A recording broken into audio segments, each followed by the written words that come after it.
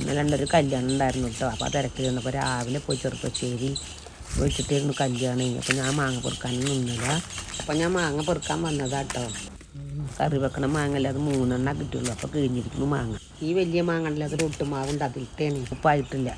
ഞാൻ അപ്പോൾ പൊട്ടിക്കാന്ന് വിചാരിച്ചു. പിന്നെ നോക്കുമ്പോൾ ഒന്ന് നടക്കണം. അപ്പോൾ അത് എടുത്തിട്ട് പോന്നു. പിന്നെ അങ്ങനെ വരുന്ന സമയത്ത് തിരിച്ചു പോരുക. അപ്പോൾ ചാമ്പക്ക മരത്തിൽ വെറുതെ നോക്കിയപ്പോൾ ഉണ്ട് 2 നിൽക്കുന്നു കേട്ടോ. അപ്പോൾ ഞാനെന്ത് ചെയ്തെന്നറിയാം, അത് അപ്പം തന്നെ തുടച്ചിട്ട് ഞാനത് മുറിച്ച് തിന്നു കേട്ടോ. 2 മരത്തിൽ നിന്ന് പൊടിച്ച് തിന്നണ പിന്നെ ചാമ്പക്കൊക്കെ നല്ല ടേസ്റ്റാട്ടോ. പിന്നെ ഞാനതൊക്കെ നോക്കുമ്പോൾ പിന്നെ ഒരു 4 നോക്കുന്നു. അപ്പോൾ ഞാൻ തോട്ടിലിട്ടിട്ട് അതും പൊട്ടിച്ചിട്ടു. പിന്നെ ഉണ്ടല്ലോ, പിന്നെ ഞങ്ങളൊരു പിന്നെ മൂവാണ്ടൻ മാങ്ങ ഉണ്ട്. അപ്പോൾ അത് ഞാൻ നോക്കാറുണ്ട്. അപ്പോൾ ഒന്നും പഴുത്തിട്ടുണ്ടായിരുന്നില്ല. ഇന്ന് പോയപ്പോൾ എന്താണെന്നറിയാം, നിറയെ വീണ് കിടക്കണം കേട്ടോ. മൂവാണ്ടൻ മാങ്ങ നോക്കിയേക്കൂ, ഇതുണ്ടോ എത്ര വീണ് കിടക്കണ്. ഇനി കേട് വന്നിരിക്കണോ എന്താണെന്ന് അറിയില്ല.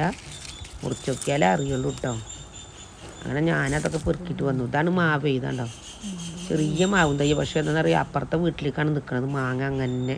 പക്ഷെ മൂപ്പായിട്ടില്ല, കറുപ്പിളറൊന്നും വന്നിട്ടില്ല. അത് കാരണം ഞാൻ പൊട്ടിക്കാത്തത്. അപ്പോൾ വീണ് നോക്കുമ്പോൾ അത് ഇനി മുറിച്ചാലേ അറിയുള്ളൂ പഴുത്തിരിക്കണോ അതേ പുഴുക്കേടുണ്ടോയെന്നൊക്കെ. അങ്ങനെ വരുമ്പോൾ സമയത്തുണ്ട് തിരിച്ച് വരിക കേട്ടോ. നോക്കുമ്പോൾ ചേന പൂത്തിരിക്കണ്.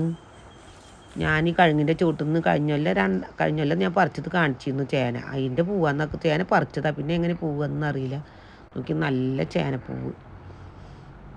അപ്പോൾ ഞാനെന്ത് ചെയ്തെന്നറിയാം, ചേനപ്പൂവ് കണ്ടപ്പോൾ പിന്നെ കത്തി എടുത്തിട്ടേ അത് മുറിച്ച് ഞാനുണ്ടല്ല മാങ്ങയും ചാമ്പക്കയും ചേനപ്പൂവും കൊണ്ട് പോന്നു കിട്ടോ. എന്തൊരു ഭംഗിയാലേ ചേനപ്പൂവ് കാണാൻ. എന്തായാലും ഇന്നത്തെ കറിക്കുള്ള ചേനപ്പൂവ് കിട്ടിയിട്ടോ.